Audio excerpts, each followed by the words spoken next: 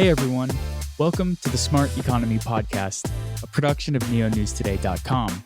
I'm your host, Dylan Grabowski. This episode of the Smart Economy Podcast is part of the inaugural series focusing on decentralized autonomous organizations that are known as DAOs. In episode 3 of the DAO series, I chat with Yev Muchnik, founder of Launch Legal, a law firm headquartered in Denver, Colorado. Yev's firm operates using a distributed services model and supports entrepreneurs and innovators across a variety of industries, including blockchain, health, agriculture, education, and financial tech, space, and energy. Examples of legal and advisory services her firm offers include fund formations, crowdfunding, corporate governance, and much more. In this conversation, Yev and I discuss her journey into the legal field and eventually blockchain, the differences between projects in bull and bear markets, the various types of DAOs Yev has advised and heard of, participating in DAOs related to humanitarian efforts and employee services, DAO tooling, the future of DAOs, and much more. Just a reminder, nothing said on this podcast is a solicitation to buy or sell any tokens, that nothing should be taken as financial or legal advice, and that the host or guests may hold any tokens discussed in any given episode. With that said, I really enjoyed chatting with Yev, and I hope you'll enjoy the conversation too. Thank you, Yev, for coming to join the new revamped Smart Economy podcast. We have Yev Muchnik, who's joining us today. How are you? I'm doing great. Thank you for having me, Dylan. Yeah, you're the first lawyer I've ever had come on the podcast. So I guess this is the part where we say anything we talk about here isn't legal advice. Thank you for taking the words out of my mouth. Exactly. There's no financial or legal advice. And I am not your lawyer, but I am Dylan's. So. And then also to get another conflict of interest out of the way, you are a lawyer for Neo News Today. We incorporated after we became a validator node. So Yev helped us set up our business too. So this is really cool to be able to bring the worlds together. It is. Yeah, coming full circle. We've never had a lawyer on the pod, so maybe we can just kind of start off with your legal journey. Where did you go to undergrad? Where'd you go to grad school? Where did you fall in love with the field of law? Well, I'd probably say that I fell in love with the field of law when I was maybe in second grade, but it was in competition with being a veterinarian and a policewoman as well. So I guess this profession prevailed somehow. I kind of had a slightly non-linear path into my profession. And so far as I went to undergrad at the University of Colorado. In the middle of my undergrad degree, I went and studied abroad in Paris and was learning French and doing online classes, and then found out that you could do your law degree in the UK as an undergraduate degree. So you didn't have to finish your undergrad to apply for kind of postgraduate education. And we had friends in England. I applied just randomly, not even knowing really how the English system worked. Got in, had a scholarship, and I was like, okay, I guess this is the way the wind is going to blow, and moved to England and started studying law while I was still studying for my undergrad. So I decided to do both at the same time. I was taking a couple of online classes during law school, coming back in the summer and taking a full load, and ended up graduating from law school before I graduated from undergrad. So a lot of people ask me why I went to law school in the UK, and it really for no real logical or rational reason. It just so happened. But it was a really good choice. And at that time, you could go to law school for £7,000 a year compared to something like $150,000 here in the US. But I definitely fell in love. I think I knew I wanted to do transactional law, and I was drawn to M&A and business activity, just innovation and movement. But that was also competing with doing human rights law. So I think in my life, you kind of have these extreme opposites. And I did end up pursuing a master's in human rights law as well. So kind of was able to get that a little bit out of my system, and then also in a way incorporate that into my practice now, and through practicing in Web3 and dealing with kind of decentralized companies that are doing something for good. So.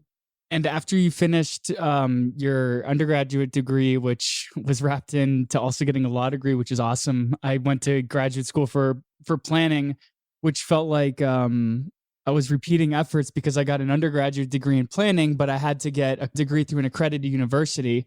So I knew when I graduated undergrad that I wanted to hit the ground running, but couldn't because I needed to get a graduate's degree.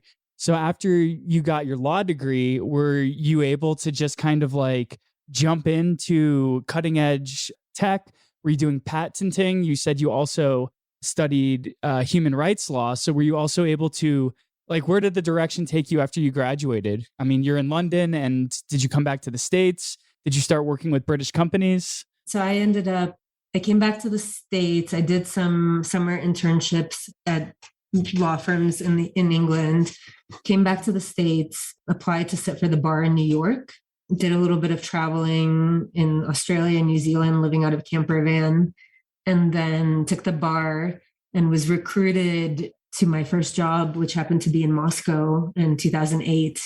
So I worked for a large international law firm called Squire Patton Boggs, did M&A, private equity, international cross-border transactions, and then only did my LLM or master's degree after I had already been qualified to practice. So I think a lot of people do it a little bit differently. But as I mentioned, I started my first year as an associate in a really tumultuous financial time. And so everybody was really trying to find ways to keep their job and keep relevant and keep their heads out of the chopping block. So that was kind of a way to try to preserve my position.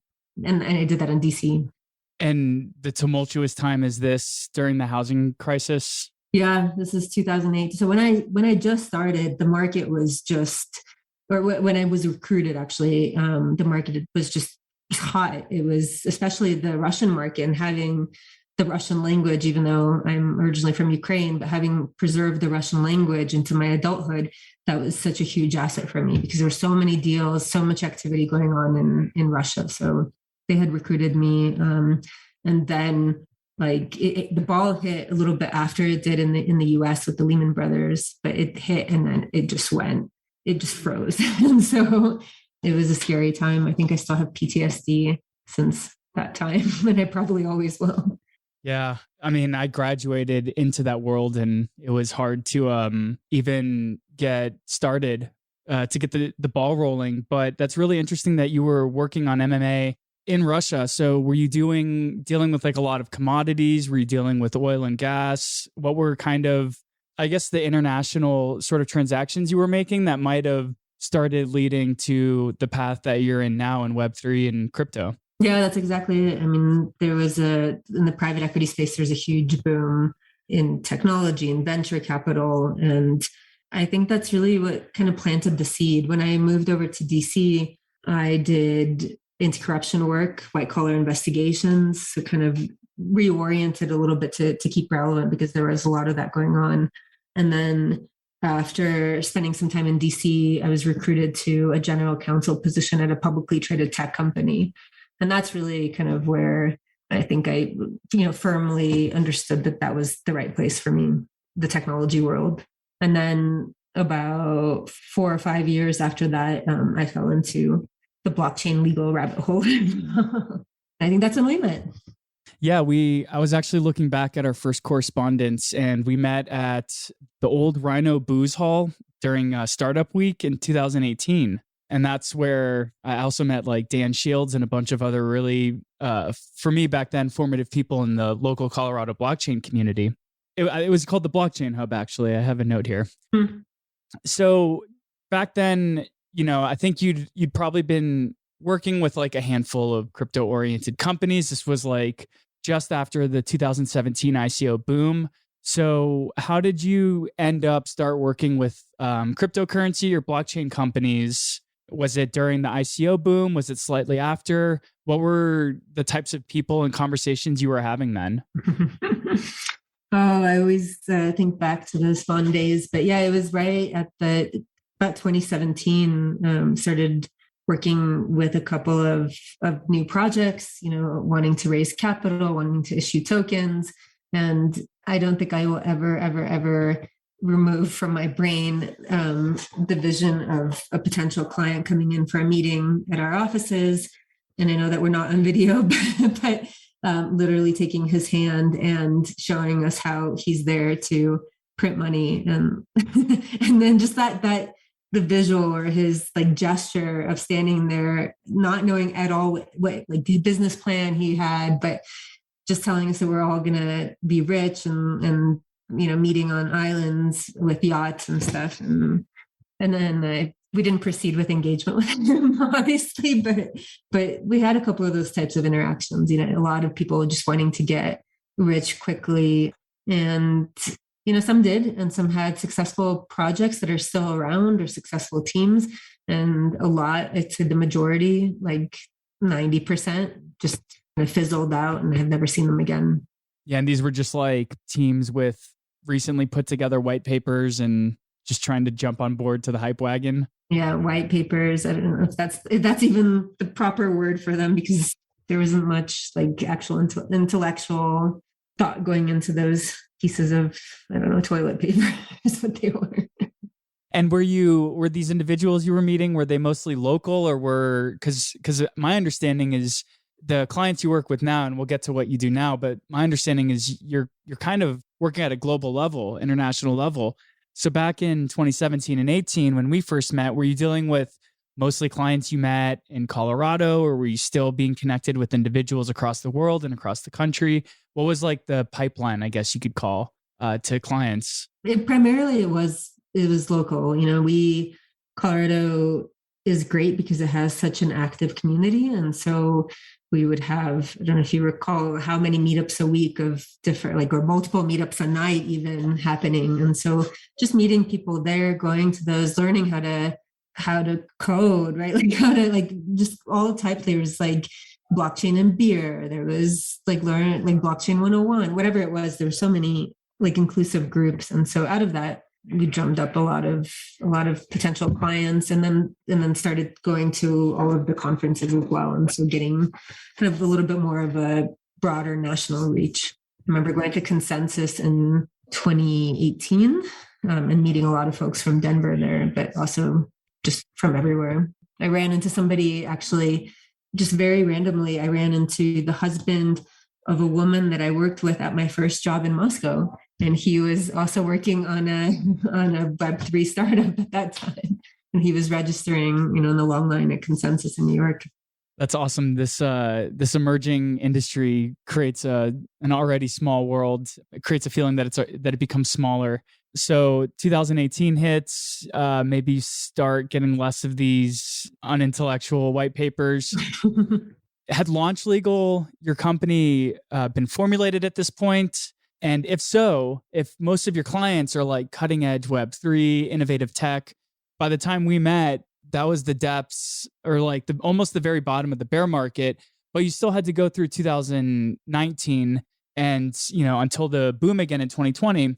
So what were the types of clients you were picking up after the ICO craze, if you were still seeing interest in blockchain or Web3 type of companies? Yeah, good question. The bear market definitely hit, and we felt it, at least I felt it in my firm. My foundation has always been corporate and securities. So, I was kind of just shifted gears and kind of shifted the balance of the types of clients I was taking to, well, at that point, it was probably 80% that were more traditional startups, early stage companies looking to raise capital, and just a handful of either clients that stuck with me from 2017 that had, that I had attracted during that initial ICO boom.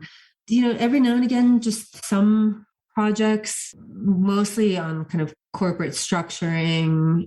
We definitely worked with Opolis and the Employment Commons, and that was, a big legal undertaking during that time, and structuring basically the first DAO co-op, which we do a lot at the moment. Yes, so it was more of a trickle for sure. And then, obviously DeFi summer hit and everything changed again. And so like what happened when DeFi summer hit? What were the types of people you were meeting? Were they still kind of like the like making the money kind of gesture people? A few of the DeFi folks. Yeah. Yeah, it really, I mean, I have to say, like having gone through 2017, 2018, 2019, I guess, yeah, 2018, 2019. But I've had a lot of deja vu in the last 2 years with the conferences, with the bling, with the, the Doge decked out car that we saw at Denver, that was very reminiscent of what we saw back in the day. But yeah, I mean, a lot of DeFi, it was really heavy DeFi before it became really heavy DAO, which I feel like it's more focused now, but still, a lot of capital formation and securities compliance and regulatory concerns. Yeah, I'm wondering because DeFi is built off of these protocols that anybody can provide liquidity and then you receive interest on that, you receive fees on that. Like the whole principle behind this is that you don't need a centralized entity. So it's kind of interesting that you're seeing a lot of clients or potential clients talking about DeFi when these are protocols that are distributed. So what are like some examples of businesses that needed to seek like local jurisdiction legal compliance if this industry is so decentralized? Yeah, I mean, I think a lot of them were running, liquidity pools and realizing that they were making a decent amount of monetary flow and proceeds from that. And they were just trying to figure out how to protect themselves, protect their teams, protect nodes, and liability has always been a huge concern.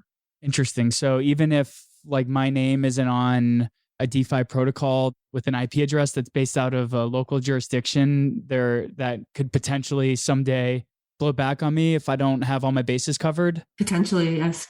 Yeah, and I know that a lot of like questions of is this legal or is it not is always like, well, it depends. It depends. Yeah, that's the classic lawyer answer. So beyond kind of like the very showy, blingy Doge car Ferraris from 2017, 18 till today, like are a lot of the people that are starting to seek your legal advice, is the concentration of people coming to talk to you, is that increasing with more and more people who are bringing like solid, legitimate projects to you and less so like the vaporware white papers? Are you noticing like an actual trend upward towards serious, legitimate companies that seek your advice? I am. Yeah, I've been blown away at some of the sophistication of knowledge around the legal issues. I think most folks that seek my services have done their diligence, are really can even understand, a lot of the exemptions, a lot of the comparative analysis that goes into jurisdiction, kind of identifying the correct jurisdiction for setting up your DAO or decentralized project or whatever it is. So the sophistication, the expertise, the teams are just so different. I'm sure you remember as well in like 2017, I don't know, it's like pre and post, right? And so you have the white papers with like 1,000 different like little circles of people there, and this is our team, and this is what's going to get us all this money. But it's really like legitimate folks and yeah, innovators and developers and technologists, and they're like thinking through tokenomics, they're thinking through launching, and they're trying to do it in a sustainable way. It's not, it's for the long term. Yeah, I think that's the major difference. DeFi Summer really highlighted that, wow, these protocols and these businesses, they can really do cool and unique things that are actual use cases now and not just kind of moonshots, hoping that I can decentralize like Uber or something like that. Now you have these DeFi protocols and even NFTs now that are really starting to make real world use cases and highlight that this technology can actually be used for things other than food coins or dog coins or whatever. So you've been kind of alluding to DAOs as like kind of like the hot thing you're working on right now. And for the interviews I've conducted and every conversation I've had, DAO is kind of like art. You can't define it, but you can tell what it is when you see it. So maybe in your words, you can tell us what a DAO is. Yeah, it is a term of art, I guess. I really like the way that Dow House terms it, and I'm probably gonna garble it a little bit, but it's kind of like these magic internet communities that pool around resources and assets. And I think in the most simplest way, that's exactly what it is. But it is simple, and simple is powerful, and simple is beautiful, and simple is has meaning in a way to kind of corral around an issue or a project or whatever it is, or a crisis like the war that's happening in Ukraine. Is there a DAO that's launched that I know that there's NFTs that have launched and donations that have gone through, and kind of the crisis has really exhibited how useful blockchain and cryptocurrencies can be in times of crisis? That's exactly it. I mean, there couldn't be a better use case for, I guess, I don't know if it's use case is the right word, but for a DAO or Web3 technology. And I know that you're speaking with Pleaser DAO, so that they helped with Ukraine DAO, which I'm a part of. We started Ukraine United DAO on the day after, or the day of the crisis, on the 24th even, I think it was, which is really focusing on pooling Web3 talent and devs, and kind of more like a technical approach to the crisis. So we are going to launch a hackathon called Hack for Ukraine, try to develop products and services that can be used in this war or in other crises in the future as well. And that has had really great engagement. It's not, we don't have a token, but we are loosely a community, like a magic internet community trying to do good. Do you guys have some sort of like examples of projects you would like to see people in the hackathon work on? Are there already needs of providing extra layers of Web3 technology that exist but need some fine tuning? Do you have an idea for, what hackathon participants might engage on? Yeah. And we sort of have a fuller fleshed out list in our Discord. So if you want to try to join, please hit me up on Twitter at Muchnik Yev. But we initially started with even just like building very simple interfaces, matching those who wanted to provide aid and refugees. So we set something up like that for Irish volunteers, matching with Ukrainian refugees. And that was, received really tremendously.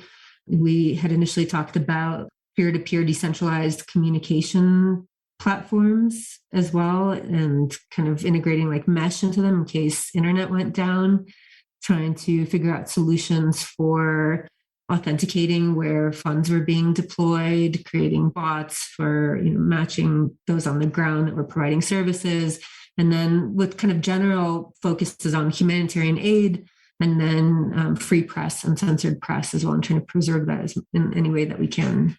Yeah, that's a really diverse list of needs and kind of identified use cases right now. And I feel like when hackathons happen, like to have that kind of path for participants to kind of build within, it really just helps to focus and sharpen the usefulness of the tools and projects and applications that come out of that.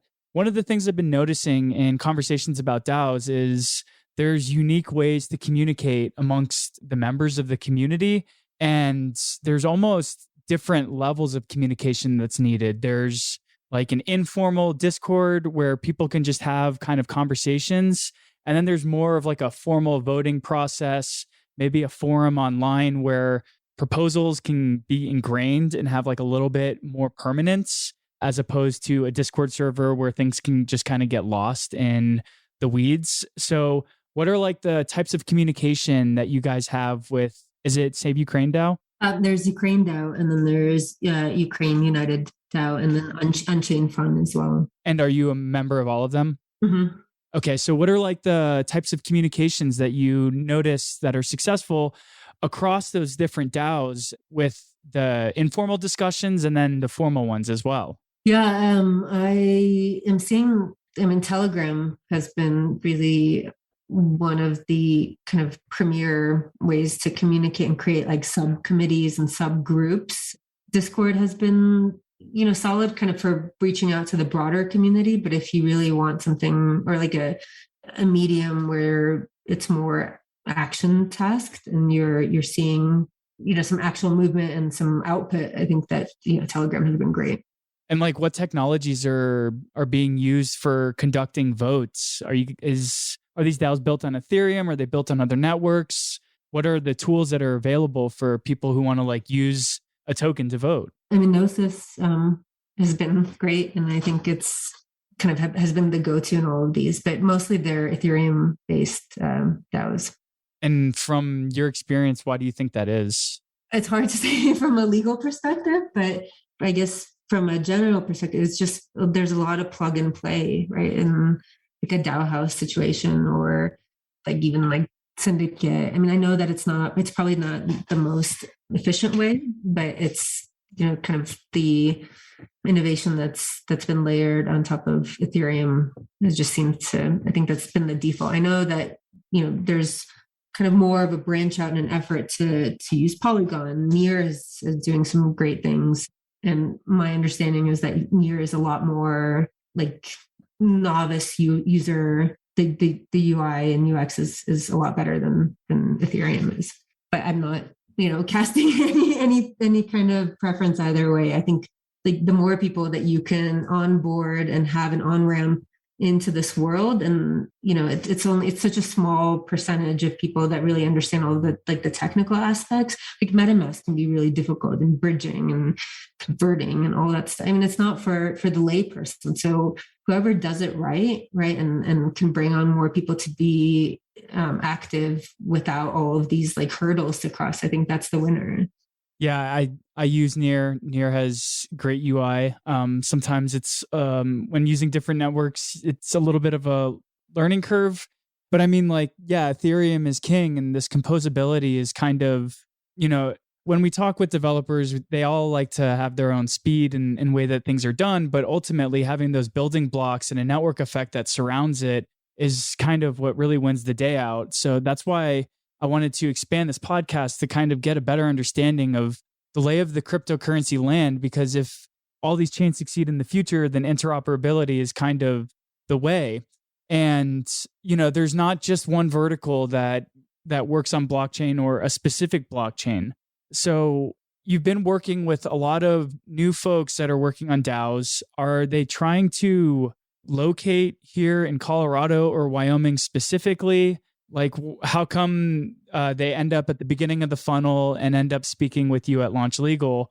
What's the kind of structure in our region that makes DAOs kind of incorporatable, if that's a word? Yeah, I mean, one, I guess, just kind of as a legal nuance, you can form an entity, you can do jurisdiction shopping, right? So as a Colorado citizen, I can form my entity in Wyoming. I can form my entity in Delaware. I can go to Puerto Rico, so we have that flexibility, but Wyoming and Colorado have really moved the needle on, well, particularly Wyoming, as we know, on the regulatory front. And then Colorado has existing legislation specifically in the cooperative statutes that don't even need to be tinkered with. It's already sort of there, and the overlap between DAO principles and co-op principles align so well. And that seems to have been approved, or not, maybe not approved is the right word, but pushed forward by the governor and then by our securities commissioner here in Colorado. So it makes it, just from a regulatory perspective, it makes it a favorable environment as well, apart from being able to do this jurisdiction shopping. So like, I know that there's just so much that probably goes into distilling this answer into something really bite-sized, but why would a DAO want to incorporate into a legal jurisdiction? A number of reasons, including having some kind of a legal wrapper around a DAO insulates the members and the participants in the DAO from general liability. Otherwise, if you have a group of people working together with a concentration around a pool of assets and something goes wrong, you default to general partnership. And a general partnership designation is basically unlimited liability so one partner can have recourse, or not partner, but one member or participant can have recourse against all of the others. Having kind of a legal status to a DAO as well gives you the ability to sue and get sued and enter into contracts. And there's no bridge at the moment that exists between that analog and Web3 world in the current in any current legislation, whether state or federal. Have there been any instances that come to mind of an entity or jurisdiction that has sued a DAO yet? Not that I know of. I know that there was the first DAO in Wyoming that applied to be a public company and filed their S1. And they basically, for kind of technical issues, that filing wasn't approved. But I have not yet seen any lawsuits or claims against unregistered DAOs. Yeah, despite the fact that, they've been around since 2016, there's the DAO that was hacked and eventually led to the split of Ethereum and Ethereum Classic. And there was still kind of talk throughout the 17, 18, 19 cycle. It didn't really seem like DAOs kind of came back to the forefront until 2020-ish and a lot last year. So why were the fields ripe or the seeds sown for DAOs to kind of become popular now, even though they've been around for 6 years at this point? I guess I would say the technical infrastructure, right, has grown enough to support DAOs and their functionality on chain that maybe we didn't quite have back in that period. I would also say, just with that bear market mentality, I think that people weren't ready to jump in. I think they were hibernating, building, and maybe that building was already happening in kind of a DAO structure, but we just didn't have like the formal DAO tooling for management that we do now. Yeah, because there's just so many different types of DAOs now. Off the top of my head, there's like the entities like Constitution and Pleaser DAO that formulate around these ideals, and that's what the members get behind. Then there's like Treasury DAOs where there's a pool of funding and they can, fund open source developers, something like Raid Guild, or there's a new one in the Neo ecosystem that just launched called Grant Shares. So what are some other examples of like ideals? And you mentioned, of course, like people coming together to help war-torn areas. What are some other like ideals of types of DAOs that you've seen come across your desk over the past year or two? Well, there are a lot of DAOs that are being summoned around kind of metaverse activity. There are DAOs that we are seeing focusing on regenerative ag and the environment, which I think is incredibly compelling. I'm seeing gaming DAOs, pooled investment vehicles, obviously employment and kind of building out a public infrastructure around that. I'm seeing producer and consumer DAOs around even like ethical clothing and sourcing that in like a community type space. We are seeing like venture studios and accelerators trying to get more folks in this space and trying to figure out kind of an environment to incubate them and fund them. Gosh, the list goes on for so long. But yeah, I mean, I think the ones that have this mission and kind of social impact are the ones that I'm definitely drawn to.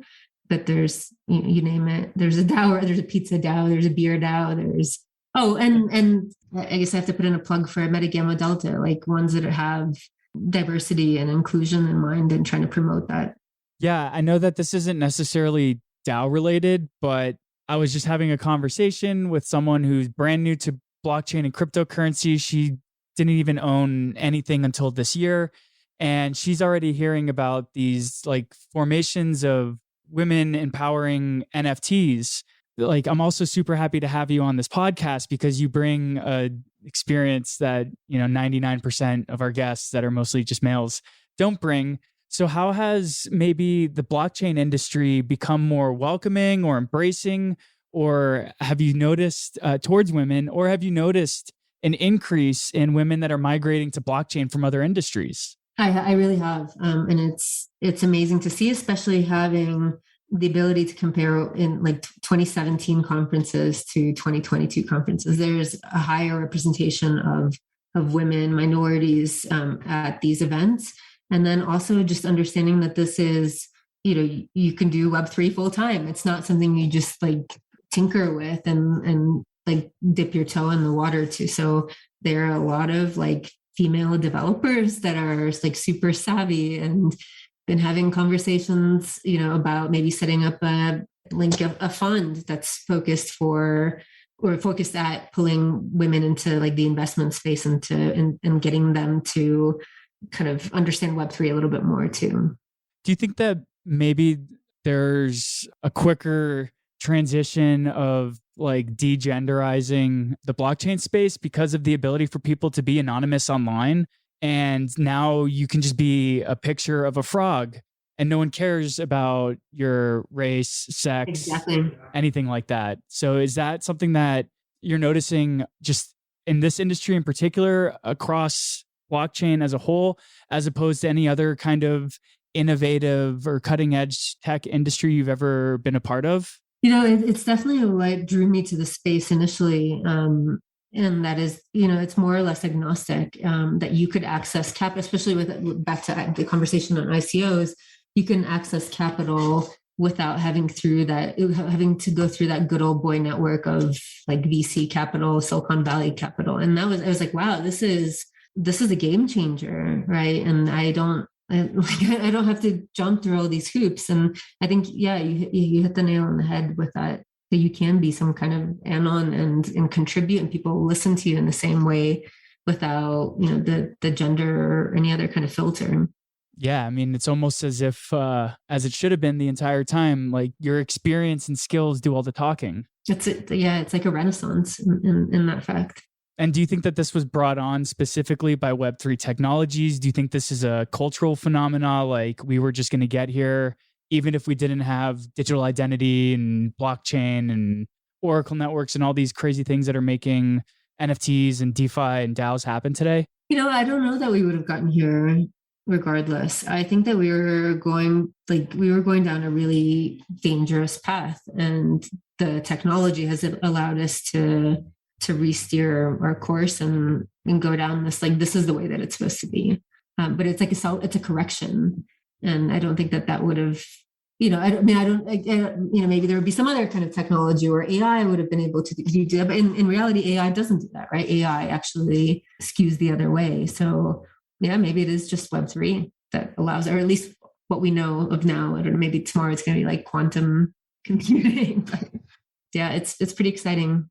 Yeah, no, I'm really excited for one of the things that really got me into cryptocurrency and blockchain in general was banking the unbanked. And just, historically, there have been institutions that were established to keep individuals from having bank accounts and from being able to participate in global networks, and blockchain and cryptocurrency and all these other Web3 ideals basically put the power into the hands of anybody who has a cell phone or a laptop. Now you have these tools that grant anyone access to these networks because they're permissionless.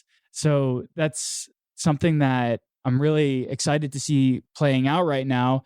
And also why I was interested to learn more about DAOs, because we were talking about these good old boy networks and these structures, and like this traditional corporate structure is an obvious dinosaur. Like this is something that is only around today because it's been around for the past couple hundred years. So one of the things that I'm kind of concerned about, and I say this as somebody who had a government job, so I had the best benefits ever, and I moved over to covering blockchain, and now I'm a 1099 contractor. I lost my benefits. I have to pay for my own healthcare insurance. So one of the, I guess, reasons why corporate models still thrive today is because there are these institutional benefits that people get to rely on. So I think maybe you can provide a little bit more insight into this. What are some sort of opportunities out there or other distributed organizations that are looking at the people who are coming into Web3 and they're saying, we're going to be able to provide you with 401ks, with medical, eye, vision, dental care? Are there any sort of blossoming infrastructures that are making it possible for people to get benefits and work in like distributed autonomous organizations? Yeah, I mean, that's sort of exactly what the employment commons in Opolis does. And it kind of John Pollar's brainchild back in, I don't know how many years he's been working on this, but he's certainly been in this space for a long time.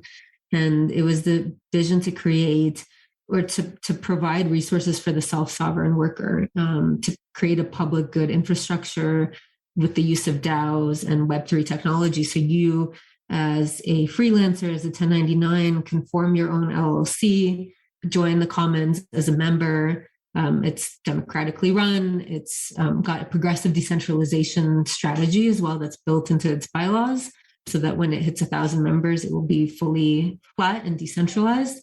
But it gives you access to things that you wouldn't have otherwise. You'd be vulnerable. It totally shifts the power dynamic in that way as a freelancer, because now you have vision and dental and life insurance and healthcare, and it's so competitive to what like the marketplace rates are. I was on the phone with somebody from California, and they said that the savings is something like 60% a month to what you would go out and get in the markets, which is huge for a freelancer, right? It allows them to disassociate from that traditional corporate infrastructure and have bargaining power, have negotiating power in a way that they haven't had before, and feel protected. And the fact that it really forces these workers to go out and wrap themselves in an LLC, I think is really smart. I know a lot of people had just been doing it individually and potentially, kind of walk around with a lot of liability.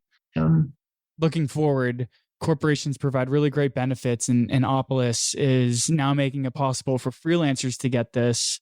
Maybe like looking towards the next step, are there any other sort of organizations or entities that are providing other resources that replace something that maybe like a corporate structure would have provided for somebody? Are you aware of anything like that? It might be too broad a question. I'm sure that there are tons out there. I know, there are resources like accounting systems and kind of reporting platforms and things like that, like that help you stay compliant. But I think this is really the biggest one, that was basically handcuffing employees to their employers because of this, like the benefits that they would hover over them. And I remember I first heard about Opolis in 2018. It felt like it was still so far away. And now here we are 4 years later. Would you say that it's delivering now, like a freelance employee can confidently gain a 401k and healthcare and be protected and receive some of the same benefits they would from a corporation? Yeah, it absolutely is. I mean, membership is growing at warp speed. You can get the benefit of the work token if you join, which is based on annual payroll volume. Read their off-white paper, which is actually a really solid paper that I contributed to.